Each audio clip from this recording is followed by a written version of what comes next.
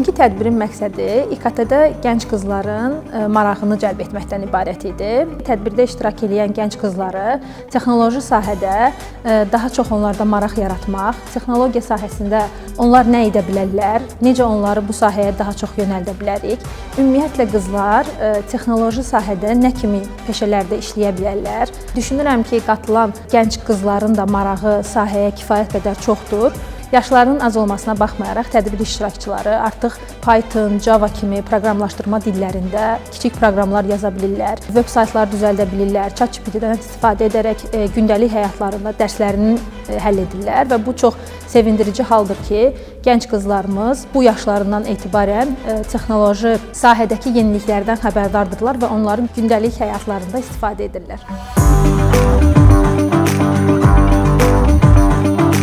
Tədbiri çox faydalı hesab eləyirəm. Çünki bu tədbir çərçivəsində bizim məktəbli qızlarımıza İKT sahəsi üzrə lazımi bütün məlumatları çatdıra bildik. Biz Nazirliyin əməkdaşları isə öz növbəmizdə çalışacağıq ki, gənc qızlarımızı texnoloji inkişafla bağlı daha çox məlumatlandıraq, yeniliklər barədə onlarla mütəmadi təmasda olaq və qadınlarımızın bu istiqamətə marağını artıraq. İKT-yə ilk marağım məktəbimizin ev sahibliyi etdiyi robot olimpiyadasından başlamışdır. Belə ki, 2024-cü ildə Robotex olimpiyadasında Line Follower kateqoriyası üzrə iştirak etmişdim. Buradakı robotumuzda 2 sensor var idi, hansı ki, düz xətt üzrə hərəkət etməyə kömək edirdi. Burada 3-cü yerə layiq görülmüşdük. Bu robotun kodlaşdırılmasına müəllimlərimizin böyük köməyi olmuşdur. Bugünkü tədbirdə spikerlərimizin danışdığı məlumatlar mənim sahəmə aid olduğu üçün mənə böyük faydası oldu.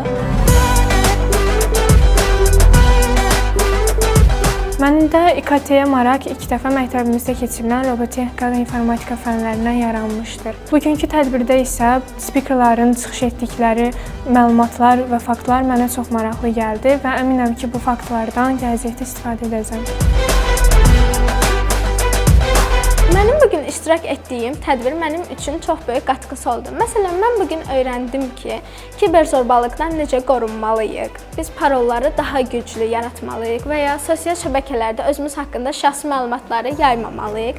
Mənim bugün öyrəndiyim bu məlumatlar mənim gələcəyim üçün çox böyük qatqısı olacaq.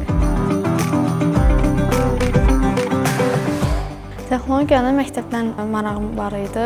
Əvvəl sadəcə maraqlı idi, zamanla öyrəndim ki, məndə bir çox yenilikləri ortaya çıxarda bilər. Baku Modern Təhsil Kompleksinin ev sahibliyi etdiyi beynəlxalq olimpiyadası olan Fibonacci olimpiyadasına iştirak eləmişəm, birinci yerə çıxmışam. Bu tədbirdən də bir çox yeniliklər öyrəndim.